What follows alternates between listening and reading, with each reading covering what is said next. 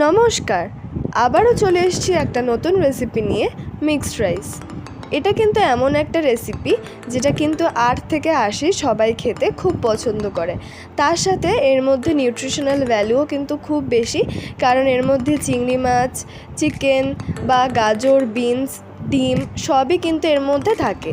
তো চলুন দেখে নেওয়া যাক একদম বিয়েবাড়ি স্টাইলে কী করে এটাকে রেডি করতে হয়। প্রথমে আমরা এখানে নিয়েছি চিংড়ি মাছ। আমরা এখানে অল্প অ্যামাউন্টেই নিয়েছি, যেহেতু আমরা এর মধ্যে আরও অনেক কিছু মেশাবো তাই। তারপরে এর মধ্যে দিলাম আমরা রসুন কুচি আর দিয়ে দিলাম আমরা গোলমরিচ গুঁড়ো। তারপরে এটাকে ম্যারিনেট হতে দিতে হবে। ঠিক এভাবে আমরা এখানে দেখুন চিকেনটাকে ছোটো ছোটো করে কেটে নিয়েছি। তারপরে এর মধ্যে দিলাম আমরা রসুন কুচি আর গোলমরিচ গুঁড়ো, আর দিয়ে দিলাম এর মধ্যে সয়া সস। তারপরে ভালো করে এটাকেও আমরা মিক্স করে নেব, এটাকে ম্যারিনেট করে দেবো।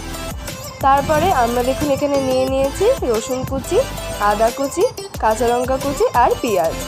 তারপরে আমরা দেখুন একটা জায়গায় গরম জল ফুটাচ্ছিলাম, এর মধ্যে আমরা ভাতটা করে নেব। আমরা এর মধ্যে পরিমাণ মতো বিরিয়ানির চাল দিয়ে দিলাম, তারপরে এটাকে সেদ্ধ হতে দিতে হবে। তারপরে এর মধ্যে দিয়ে দিলাম আমরা গাজর আর বিনস ছোটো ছোটো করে কেটে রাখা। এটা কিন্তু একবারে দিয়ে দিলে সেদ্ধটা খুব সুন্দরভাবে একভাবে হয়ে যাবে।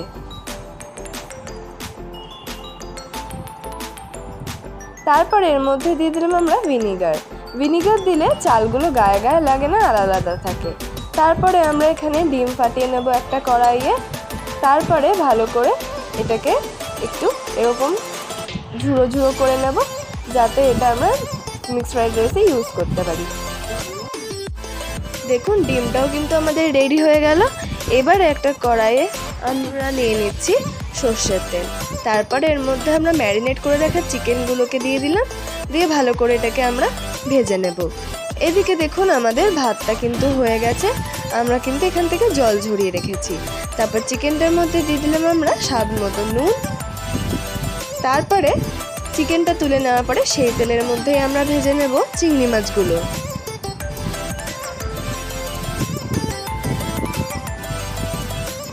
আমাদের চিংড়ি মাছ, চিকেন, ডিম তিনটেই কিন্তু রেডি হয়ে গেল। এরপরে কড়াইয়ে আমরা তেল অ্যাড করে নেব। আমরা কিন্তু এখানে সর্ষের তেল ব্যবহারই করেছি। তারপরে এর মধ্যে দিয়ে দিলাম আমরা আদা কুচি, দিয়ে দিলাম কাঁচা লঙ্কা কুচি, রসুন কুচি। তারপরে ভালো করে আমরা এটাকে তেলে একটু ভাজা ভাজা করে নেব। এরপর এর মধ্যে আমরা দিয়ে দিচ্ছি পেঁয়াজ কুচি।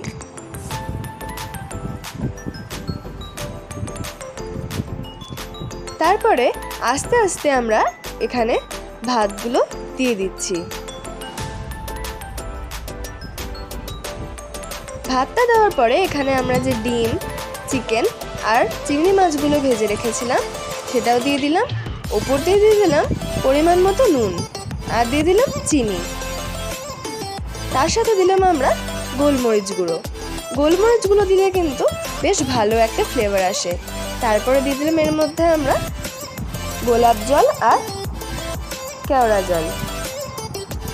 তার সাথে এর মধ্যে দিলাম আমরা পরিমাণ মতো সয়া সসটা কিন্তু বেশি দেবেন না, নাহলে কিন্তু পুরো একদম কালো কালো হয়ে যাবে।